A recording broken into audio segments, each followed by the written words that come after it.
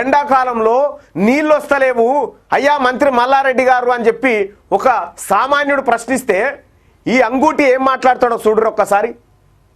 Hello sir, Mallareddy సారా మాట్లాడేది?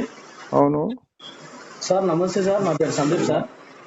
చెప్పు sir, నేను ఇక్కడ జవహర్ నగర్ అంబేద్కర్ నగర్ నుండి కాల్ చేస్తున్నా సార్. చెప్పు సార్, మాకు మీరు గెలిచిన తర్వాత ఇంటింటికి నల్లు ఇస్తా అన్నారు సార్, రోడ్లు వేపిస్తా అన్నారు. అది నీకేం కావాలో చెప్పు, అవన్నీ ఎందుకు, నీకేం కావాలో చెప్పు, అంతే బస్ అంతే. మాకు తెలుసు కదా ఎవరికి నీళ్ళు ఇవ్వాలి, ఎప్పుడు ఇవ్వాలి, ఏమేం చేయాలి మాకు తెలుసు కదా. సార్ సరే అదే సార్ మీరు హలో హలో సార్, మాకు ఇక్కడ జవహర్ నగర్ లో ఫుల్ వాటర్ ప్రాబ్లం ఉంది సార్. నువ్వు ఫోన్ పెట్టాయి, ఏం మాట్లాడుతున్నావు ఇప్పుడు? పోలీస్ కంప్లైంట్ ఇస్తా బిడ్డ, ఏం మాట్లాడుతున్నావు? నువ్వు ఫోన్ పెట్టాయి. వాటర్ కంప్లైంట్ ఉంది, వాటర్ ప్రాబ్లం ఉందని చెప్తున్నాను సార్ నేను మీకు. మనము ప్రశ్నించే హక్కు ఉన్నటువంటి వాళ్ళం. మంత్రి గారంటే ఈ రాష్ట్రానికి ప్రతినిధి. మంత్రి గారు ఫోన్ నెంబర్ చెప్తున్నా, రాసుకోరు, ఇక కొట్టురా, దానిపైన పెట్టు.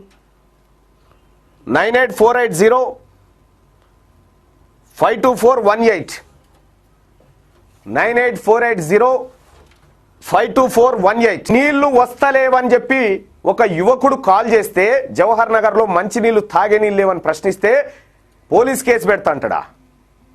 ఎవడు సొమ్ము తీసుకుంటున్నావు నువ్వు? ఎవడి జీతంతో నువ్వు బతుకుతున్నావు మల్లారెడ్డి?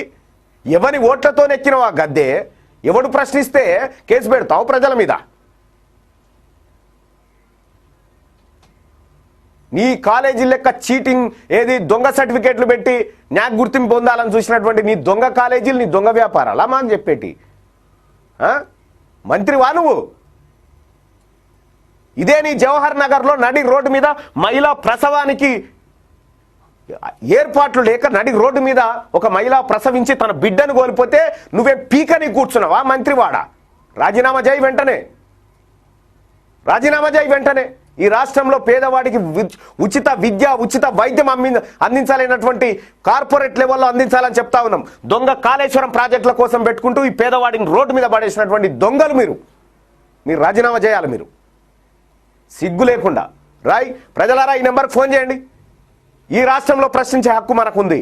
మంత్రి ఎట్టి పరిస్థితిలో దీనికి సమాధానం చెప్పాలి. నీళ్లు వస్తలేవన్నందుకు కేసు పెడతావా ప్రజల మీద? రోడ్డు మీద ప్రసవించినటువంటి బిడ్డ సంగతి ఏంది? నువ్వు తేలాలి, నువ్వు ఖచ్చితంగా రాజీనామా చేయాలి ఈ రాష్ట్రంలో.